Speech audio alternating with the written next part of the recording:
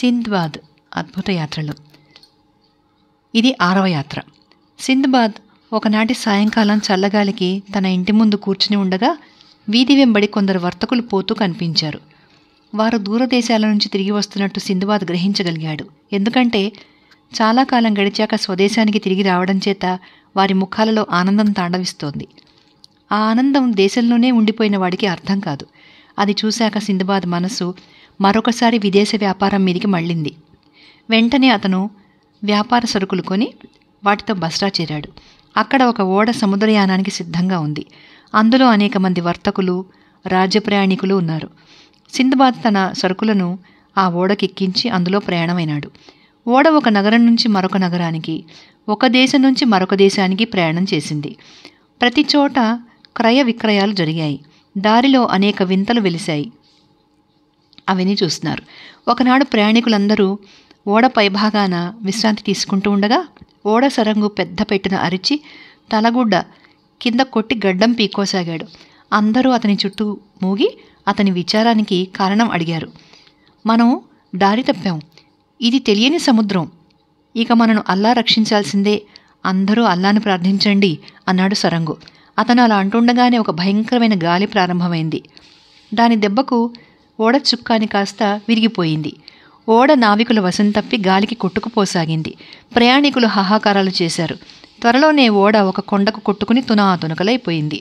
కొందరు ప్రయాణికులు సముద్రం పాలయ్యారు. సింద్బాద్ మరికొందరితో పాటు నీటిలో ఈదుకుంటూ నీటి మధ్య ఉండే రాళ్లగుట్టను చేరి ప్రాణాలు దక్కించుకోగలిగాడు.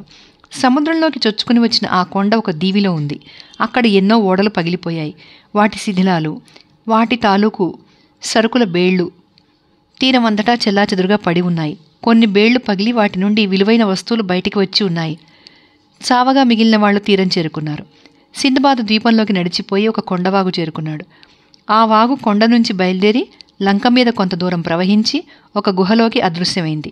ఆ వాగుకు రెండు పక్కల నీటి అడుగునా కూడా మాణిక్యపు రాళ్ళు, వెండి బంగారు కణికలు ఉండి దగదగా మెరుస్తున్నాయి. అక్కడ పడి ఉన్న సంపదను ఏ మనిషి ఎక్కడా చూసి ఉండడు. వాగు వెంట ముసాంబరం చెట్లున్నాయి. ఈ దీవి మీద సింద్బాద్కు మరొక అద్భుతం కనబడింది. కొండ మీద అంతులేని అంబరుంది. ఎండవేడికి కరిగి అది ప్రవాహం కట్టి సముద్ర జలంలోకి తారులాగా ప్రవహిస్తోంది. ఆ అంబరును చేపలు తాగి జీర్ణం చేసుకోలేక వాంతి చేసుకోగా అది గట్టిపడి తృణమణి అయి నీటి మీద తేలి ఒడ్డుకు కొట్టువస్తోంది. ఇక్కడ ఇంత సంపద ఉండి కూడా మనిషికి లభ్యం కాదు. ఎందుకంటే ఈ ప్రాంతానికి వచ్చిన ఓడ విధిగా పగిలిపోతుంది. అందుచేత సింద్బాద్ మొదలైన వారు అంత సంపద మధ్య ఆకలితో అలమటించాల్సి వచ్చింది. అందరి దగ్గర ఉన్న కొద్ది ఆహారాన్ని అందరూ సమంగా పంచుకున్నారు. కానీ అది ఎంతకాలం వస్తుంది? సింద్బాద్ ఉపవాసాలకు బాగా అలవాటైన వాడు కావడం చేత తన వంతు ఆహారాన్ని కొంచెం కొంచెమే తింటూ ఎలాగో ప్రాణాలు కాపాడుకున్నాడు. మిగిలిన వాళ్లు తమ వంతు ఆహారాన్ని త్వరగా పూర్తి చేసి ఒక్కొక్కరుగా ఆకలికి చావసాగారు. చచ్చిన వాళ్లను బతికున్న వాళ్ళు సముద్ర తీరాన పూడ్చేస్తూ వచ్చారు. కొంతకాలానికి ఆఖరువాణ్ణి పూడ్చేసి లంక మీద సింద్బాద్ ఒక్కడే మిగిలాడు. ఎంత పొదుపుగా తిన్నా అతని ఆహారం అయిపోయింది. ఆకలి రాక్షసి అతన్ని పట్టేసింది. ఆఖరి క్షణం వచ్చినప్పుడు పడుకునే ఉద్దేశంతో అతను ఒక గొయ్యి తవ్వుకుని తన శవం మీద ఇసుక పోసే భారం గాలికి వదిలేశాడు. తన భవిష్యత్తు తలుచుకుంటే అతనికి దుఃఖం వచ్చింది. 5 సార్లు వెంట్రుకవాసిలో చావు తప్పినా తనకు ఎందుకు బుద్ధి రాలేదు? దాలిగుంటలో కుక్కలాగా తాను నేర్చుకున్న గుణపాఠం పదే పదే ఎందుకు మర్చిపోవాలి? డబ్బు కోసం ఇంత గడ్డి తినాలా? ఎన్ని తరాలకైనా సరిపడిన సంపద తనకున్నదే. ఇంత విచారంలోనూ అతని బుర్ర వేరే ఆలోచిస్తుంది. ఆ గుహలోకి పోయిన వాగు ఏమైనట్టు? అది మరెక్కడో బయటికి రావద్దా? అది ఎక్కడికి పోతున్నది? ఇక్కడ తిండికి మాడి చచ్చే కన్నా ఆ వాగు ఎటుపోతుందో తెలుసుకోవడం మంచిది కదా. ఈ ఆలోచన కలగ్గానే సింధుబాద్లో కొత్త శక్తి వచ్చింది. అతను ముసాంబరం చెట్లకున్న పెద్ద పెద్ద కొమ్మలు విరిచి వాటిని ఒక తెప్పలాగా తయారు చేసి దాని మీద పగిలిన ఓడల చెక్కలు కొన్ని పరిచి కొన్ని పెద్ద పెద్ద రత్నాలు, తృణమణులు తెప్ప మీద పెద్ద కుప్పగా పోసి తెప్ప మీదకి ఎక్కి 2 కర్రలను తెడ్లుగా ఉపయోగిస్తూ వేగంగా ప్రవహించే వాగు వెంట బయలుదేరాడు. వాగు గుహలో దూరిన చోట తెప్ప కూడా దూరింది. గుహ లోపల కటిక చీకటి. వాగు ఎన్ని మెలికలు తిరిగితే తెప్ప కూడా అన్ని మెలికలు తిరిగింది. మెలిక వచ్చిన చోట అది అటూ ఇటూ ఉన్న కొండకు కొట్టుకుంది. అక్కడక్కడ సింధుబాద్ తల మీదనున్న రాతికి తగులుతుంది. గాఢాంధకారం కావడం చేత చూసి తల వంచే అవకాశం లేదు. పోను పొన్ను పల్లంలాగా ఉంది. ప్రవాహ వేగం హెచ్చింది. సిందబాదుకు ఈ వాగులో చచ్చే కన్నా ఆరుబయట తిండికి మాడి చస్తేనే బాగుండేదేమో అనిపించింది. చేసేదేమీ లేక అతను తెప్పను ఖర్చుకుని బోర్లా పడుకుని ఒళ్ళు తెలియని నిద్రలో పడిపోయాడు. తాను ఎంతసేపు స్పృహ తప్పి ఉన్నది సిందబాదుకు తెలియదు. అతనికి తిరిగి తెలివి వచ్చేసరికి అతను ఒక పచ్చిక మైదానంలో పడుకునున్నాడు. పైన ఎండ కాస్తోంది. అతని తెప్ప ఒక నది ఒడ్డున కట్టిపెట్టి ఉంది. అతని చుట్టూ జనం మూగి ఉన్నారు. వాళ్ళు ఇథియోపియన్స్ అంటారు. సిందబాద్ కళ్ళు తెరవగానే వాళ్ళు మాట్లాడనారంభించారు. కానీ వాళ్ళ భాష అతనికి అర్థం కాలేదు. అయితే వారిలో ఒకడు ముందుకొచ్చి అరబ్బీ భాషలో, మీరెవరు, ఎక్కడి నుంచి వచ్చారు, మా దేశానికి ఏం పని మీద వచ్చారు, మేము రైతులం, మా పొలాలకు నీరు పెట్టుకుంటూ మీరు నది వెంబడి రావడం చూసి తెప్పను ఆపి నది ఒడ్డున కట్టేసి మిమ్మల్ని తెచ్చి ఇక్కడ పడుకోబెట్టాం అన్నారు. కాస్త తిండి పెట్టండి, అంతా చెబుతాను అన్నాడు సిందబాద్. వెంటనే వాళ్ళు అతనికి భోజనం పెట్టారు. అతనికి ప్రాణాలు లేచొచ్చాయి. అతను వాళ్ళకు తన కథ అంతా చెప్పాడు. అతని కథను అరబ్బీ భాష వచ్చినవాడే మిగతా వాళ్లకు అనువదించి చెప్పాడు. వాళ్ళు ఆశ్చర్యంగా తమలో తాము మాట్లాడుకున్నారు. వాళ్ళు అతన్ని తమ రాజు దగ్గరికి తీసుకుపోయి ఆయనకు అతని కథ వినిపించాలని నిశ్చయించారు. అందుకు సిందబాద్ ఒప్పుకున్నాడు. వాళ్లే అతన్ని, అతని తెప్పను, అతను ఏరుకు వచ్చిన రత్నరాశిని మోస్తూ రాజు దగ్గరికి తీసుకెళ్లారు. వాళ్ళ రాజు సిందబాద్ను చాలా ఆదరించి అతని కథ అంతా విని ప్రాణాలు దక్కినందుకు అభినందించాడు. అతను తెచ్చిన రత్నాలు, తృణమణులు చూసి ఆయన మెచ్చుకున్నాడు. ఆయన రత్న నిపుణుడు.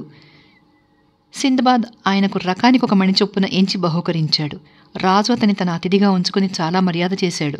రాజు వద్ద కొలువుండేవాళ్లు బాగ్దాద్ గురించి, ఖలీఫా గురించి, ఆయన పరిపాలన గురించి అనేక ప్రశ్నలు వేశారు. అతని సమాధానాలు అన్నీ విని రాజు, మీ ఖలీఫా హరునల్ రషీద్ గారు చాలా యోగ్యుడిలా కనిపిస్తారు. ఆయన పట్ల నా స్నేహభావాన్ని ప్రకటించడానికి నీ ద్వారా బహుమతులు పంపుదాం అనుకుంటున్నాను అన్నాడు. అలాగే చేయండి. నేను మీ బహుమానాలను వారికి అందజేసి తమరు చాలా యోగ్యులని, స్నేహపాత్రులని వారికి విన్నవిస్తాను అన్నాడు సిందబాద్. వెంటనే రాజు ఖలీఫా కోసం పంపే బహుమతులు అన్నీ తెప్పించాడు. వాటిలో ఒక కూజా ఉంది. అది 1000 మందము, 6 అంగుళాల ఎత్తు ఉంది. దానిని కెంపు రాయిలో మలిచారు. ఆ కూజా నిండా ముత్యాలున్నాయి. అవి పోకకాయల ప్రమాణంలో ఉన్నాయి. బహుమతులలో ఒక పెద్ద తివాసి ఉంది. దానిని అచ్చగా పాము చర్మంతో తయారు చేశారు. దానిమీద రోగులు పడుకుంటే వారికి ఆరోగ్యం కలుగుతుందిట. మిగిలిన బహుమతులలో 200 కర్పూరపు ఉండలు, చాలా పెద్ద ఐరావత దంతాలు ఉన్నాయి. ఆపాదమస్తకము ఆభరణాలు దిగవేసిన దాసీది కూడా ఖలీఫాకు బహుమతిగా పంపబడుతోంది. రాజు ఖలీఫాకు తాను రాసిన ఉత్తరం సిందబాద్కిస్తూ, ఈ స్వల్ప బహుమతులు పంపుతున్నందుకు మీ ఖలీఫా గారికి నా క్షమాపణలు చెప్పు. వీటికన్నా విలువైనది నాకు వారి పట్ల గల స్నేహభావం. కానీ సిందబాద్, నువ్విక్కడ ఉండిపోతే నేను ఇంకా సంతోషిస్తాను. నీకు ఏ లోపం జరగకుండా నేను చూస్తాను. ఖలీఫా గారికి ఈ బహుమానాలు ఎవరైనా తీసుకుపోతారు. ఉండిపోతామేమిటి చెప్పు అన్నాడు. సిందబాద్ రాజుకు క్షమాపణ చెప్పుకున్నాడు. త్వరలోనే బస్రాకు ఓడ బయలుదేరుతున్నదని, తన దేశాన్ని, తన వారిని చూడాలని తాను తహతహలాడిపోతున్నానని అతను రాజుతో అని వెళ్ళిపోవడానికి అనుమతి వేడుకున్నాడు. సిందబాద్ను బలవంతంగా ఉంచేద్దాం అనే ఉద్దేశం రాజుకు ఏ కోశానా లేదు. ఆయన ఓడ సరంగును, అందులో ప్రయాణం చేస్తున్న వర్తకులను పిలిపించి వారందరికీ సిందబాద్ను పరిచయం చేసి జాగ్రత్తగా చూసుకోమని 1000 హెచ్చరికలు చేసి అతని ఓడకేవు తానే ఇచ్చి అతనికి తన తరఫున అంతులేని కానుకలు ఇచ్చాడు. సిందబాద్ రాజుగారికి తన కృతజ్ఞత తెలుపుకొని అందరి వద్ద సెలవు పుచ్చుకుని ఓడెక్కాడు. దారిలో ఎలాంటి అవాంతరాలు జరగకుండా అతను బస్రా చేరి అక్కడి నుండి బాగ్దాదు చేరుకున్నాడు.